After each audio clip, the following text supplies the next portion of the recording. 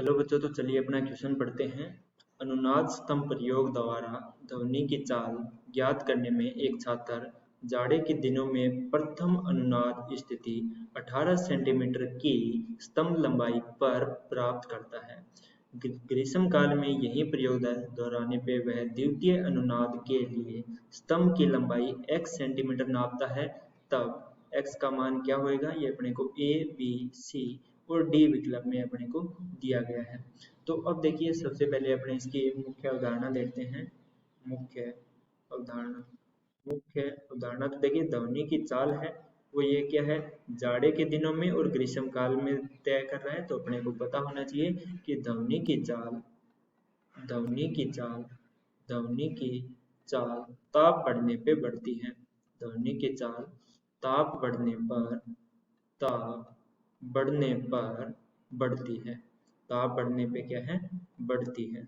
ठीक है, ये अपने पास कॉन्सेप्ट होता है, अपनी अवधारणा होती है कि ध्वनि की जो चाल है वो ताप जब बढ़ता है तो अपने पास बढ़ती है। तो मान लें यदि अपने देखिए जाड़े के समय में वेग अपने पास क्या था, वी नोट मान लेते हैं, और ग्रीष्म काल में ध्वनि की जो चाल है उसको अपने V1 मान लेते हैं। तो देखिए, ताप बढ़ेगा तो ग्रीष्म काल का ताप है वो अपने पास क्या रहता है, ज्यादा रहता है। तो V1 है वो अपने पास हमेशा ही ज्यादा मिलेगा अपने को V नोट से। ये अपने को इसे अपने समीकरण नंबर 1 बोल देते हैं, जो कि अपने को कहाँ से मिली, मुख्य अवधारणा से।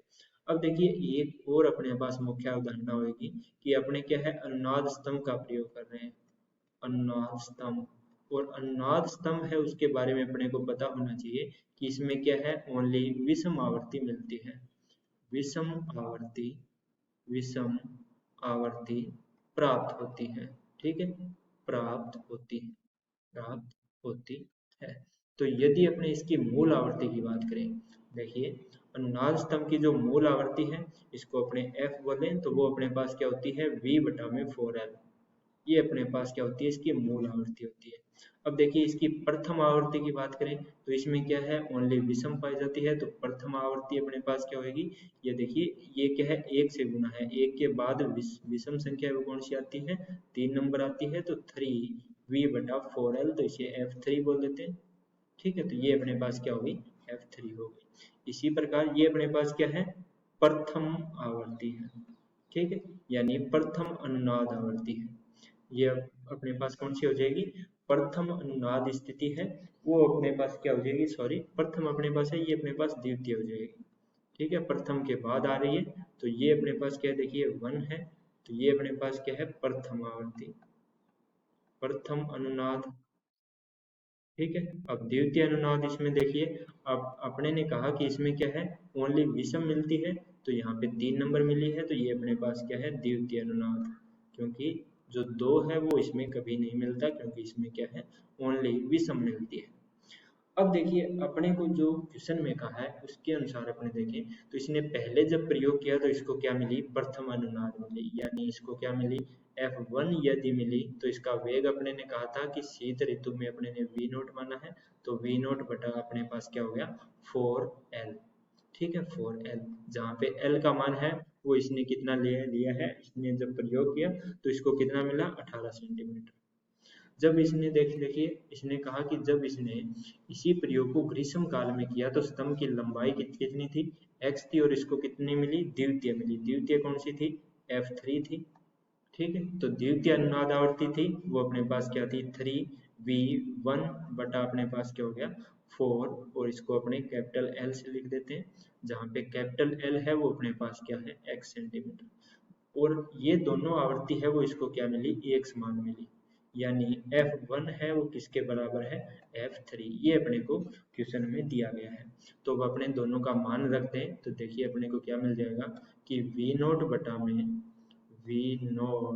बटा में अपने पास क्या है, 4L। L अपने पास क्या है, 18। तो ये अपने पास आ जाएगा 18 किसके बराबर है, देखिए V1/में अपने पास क्या है, सॉरी 3 गुना V1 बटा में अपने पास 4L। L अपने पास क्या है, x है। ठीक है, तो अपने को x का मान निकालना है यहाँ से। तो देखिए x किसके बराबर आएगा, x यहाँ से निकालें तो ये अपने पास क्या हो जाएगा, 4x V नोट किसके बराबर आएगा, 4 × 18 × 3v1। ठीक है, तो देखिए 4 से 4 कैंसिल हो जाएगा, तो x यहाँ से निकालें तो x किसके बराबर हो जाएगा, 18 54 54 v1, ये देखिए गुणा में है तो भाग में जाएगा, बटा में आ गया v0। तो x अपने को कितना मिला, 54 गुणा v1 बटा v0। देखिए एक बार फिर अपने लिख देते हैं कि x अपने को कितना मिला, 54 गुणा v1 बटा v0।